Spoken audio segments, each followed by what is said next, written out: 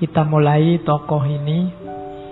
Saya tidak tahu kesan yang muncul di kepalamu apa tentang beliau Nasruddin Hoja. Tokoh ini yang jelas, yang pertama menyuruh kita hidupnya tidak tegang. Berhikmah iya, berfilsafat iya, mendalam secara makna iya, tapi santai saja, sambil senyum, sambil tertawa. Kalau kamu tidak percaya, Nabi itu sering tertawa. Di banyak hadis, bahkan ada beberapa hadis yang menyebut Allah pun tertawa. Lah kok manusia tidak bisa ketawa? Ya meskipun istilah Allah tertawa itu kan nanti ada beda pendapat. Kalau di kita yang Sunni pokoknya bila kaifa, tapi Allah tertawa. Kan ada cerita Allah tertawa, misalnya besok ada laki-laki terakhir yang keluar dari neraka menuju surga. Mungkin dia lihat surga dari jauh terus tertarik. Ya Allah, mbok aku dekat saja sama surga sudah senang. Ya sudah mendekat. Ya Allah, saya nggak masuk juga tidak apa-apa, nongkrong di depannya aja senang. Ya sudah, silahkan nongkrong. Ya Allah, kok enak ya di dalam surga, mbok saya masuk di pinggir-pinggir juga tidak apa-apa. Ya monggo masuk itu. Dan Allah ketawa lihat orang ini. Lu Allah aja ketawa. Ada ceritanya, ada hadisnya. Apalagi Nabi banyak. Nabi itu wajahnya saja dilihat menyenangkan. Kalau dalam bahasa hadis, Nabi itu profilnya basam. Basam itu orang lihatnya seolah-olah Nabi itu senyum terus. Dilihatnya itu enak. Jadi sebelum Nabi ngomong, ketemu Nabi saja itu orang rasanya enak, kayak disenyumi terus. Nah, kalau kalian kan mungkin ada di antara kita yang kebalikannya malahan. Nonton wajah itu pengen muntah. Ada yang gitu, nesunan, ngamuan, itu kan tidak enak. Kalau Nabi basam. Oke, kepada siapa saja. Makanya orang Islam harus bisa ketawa. Jangan ngamuk terus.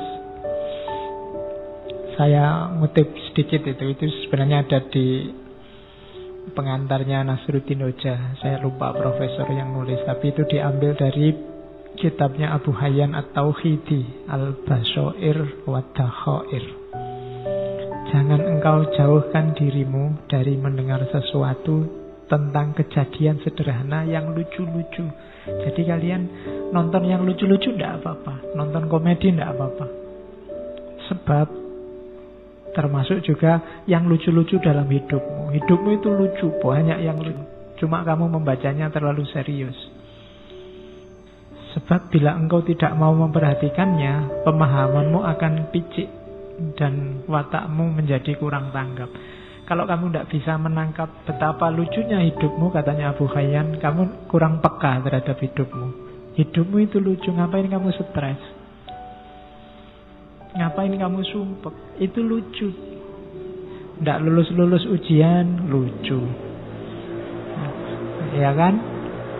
Kemudian apalah diputus pacar, jane ya lucu. Wong masih pacar aja diputus, kamu kok nangis sampai segitunya. Malah enak kamu bisa nyari lagi, nambah pengalaman. Kalau kamu nangis itu jane ya lucu. Banyak yang lucu-lucu dalam, apalagi coba kamu baca peristiwa-peristiwa politik hari ini itu jane lucu. Cuma barang lucu itu kamu kok ketemunya malah marah. Harusnya kan ketawa. Tapi hari ini orang membacanya jadi marah-marah. Katanya Abu Hayyan bilang, kau tidak mampu menikmati segarnya komedi, segarnya humor, segara kelucuan, awan kelabu kehidupan yang serius bahkan menghancurkan dirimu. Wah, susah. Merengut terus juga hidupmu akan hancur. Tidak enak. Wong kita oleh Allah diizinkan, diberi kesempatan hidup di dunia ini kan untuk bahagia, untuk senang. Masa Allah nyuruh kita sumpek, nyuruh kita sengsara? Kan enggak. Gembiralah. Hidup ini menggembirakan. Jadi tertawalah. Ini filosofi yang dipakai oleh Abu Hayyan At-Tauhidi dan Nasruddin Hoja. Nanti gayanya semacam ini. Makanya saya sebut Muslim alternatif. Sekarang citranya Islam itu citra kebanyakan citra keras. Ya meskipun itu salah, tapi ada indikator-indikator yang membuat orang menyimpulkan itu. Mari kita akhiri itu, tampilkan wajah Islam yang melahirkan tawa, melahirkan senyum.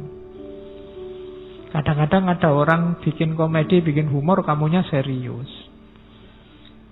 Betul. Jadinya nggak jadi ketawa, malah marah. Akhirnya orang takut lagi ngomong yang lucu-lucu. Akhirnya ngomongnya serius terus. Akhirnya wajahnya kayak kalian kelihatan cepet tua kabeh. Antara wajah sama umur berbanding terbalik. Jadi ketawalah, senyumlah. Hidup ini indah, hidup ini nyaman.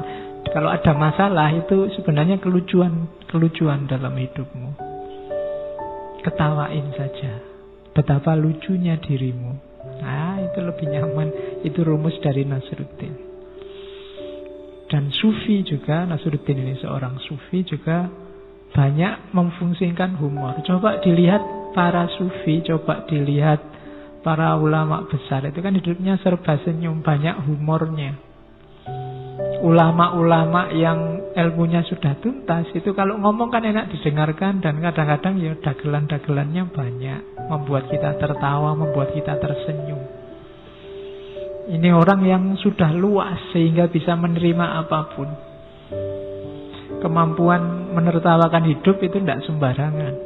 Wong Quran sendiri sudah ngasih isyarat kamu, innamal hayatud dunya lahwun wa laibun. Kehidupan dunia itu hanya sendaguru. Sendaguru itu kan harusnya melahirkan ketawa, walaibun, dan permainan, dolanan. Jangan serius-serius.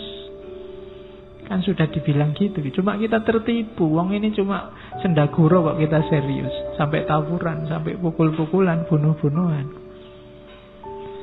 Salah rumus berarti hidup kita. Ayo pakai rumus yang benar. Kalau permainan, ya posisikan sebagai permainan. Kalau sendagurau, posisikan sebagai sendagurau. Bahkan dalam dunia sufi, humor ini ternyata perannya banyak, mainnya banyak. Ada teori bahwa kalau dalam sufi itu humor itu termasuk humornya Nasruddin, itu ada kalanya untuk menggugah pikiran. Orang yang jeli membaca humornya sufi itu tidak cuma dilihat cerita lucunya. Di balik itu ada makna yang dalam. Dan itu bisa dikejar bagi orang yang daya pikirnya jalan, daya analisisnya jalan. Tapi orang yang hanya dapat lucunya, ya nggak dapat maknanya. Kayak para wali zaman dulu ketika menyampaikan ajaran Islam itu kan pakai media budaya. Pakai wayang, pakai model baju, pakai punokawan yang suka ndagel. Itu kan media humor. Kalau para wali yang dalang, meskipun punokawan, meskipun ada Semar Bagongnya, ada limbuannya mungkin, tapi lucunya pasti ada maknanya. Tidak tahu maknanya pun tidak apa-apa, kamu dapat ketawanya, tapi kurang dalam. Ketawanya sudah dapat, cuma dalamnya. Dulu waktu di antara yang diperdebatkan Sunan Kalijogo sama Sunan Giri kan itu, Sunan Giri orangnya serius. Kalau Sunan Kalijogo maunya, sudah kita ambil pelan-pelan. Lah nanti kalau umat tersesat, enggak kalau tersesat. Wong ini umat Islam ini kan akalnya jalan. Lama-lama mereka juga ngerti rahasianya. Lama-lama juga mereka bisa belajar sendiri, tahu yang benar. Sekarang biar mereka tertarik dulu lah pakai media-media budaya, termasuk pakai humor. Kalau ada ustadz atau ulama atau kiai ceramah yang tidak ada humornya sama sekali kan, ya paling kamu ngantuk, paling hadir sekali dua kali, besok nyari alasan kalau diajak. Penariknya kurang, pemicu berpikirnya kurang. Maka fungsinya humor dalam sufi yang